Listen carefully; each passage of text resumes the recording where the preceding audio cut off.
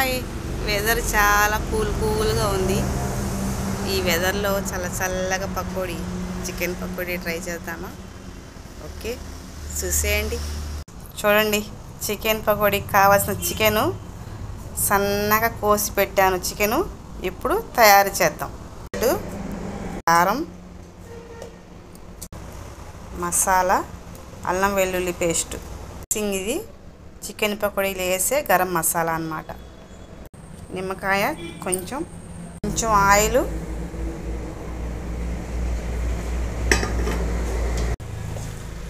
మొక్కజొన్న పిండి మొత్తం బాగా కలుపుకోవాలి. కోడిగుడ్డు ఒకటి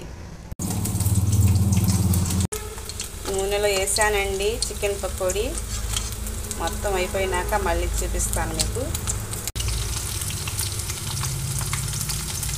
ఓకేనండి, చికెన్ పకోడీ రెడీ అయిపోయింది. నాకు, మా వారికి.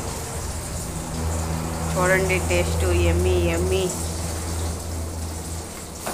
ఆ వీడియో మీకు నచ్చితే లైక్ చేయండి, షేర్ చేయండి, కామెంట్ చేయండి, ఛానల్ని సబ్స్క్రైబ్ చేసుకోండి.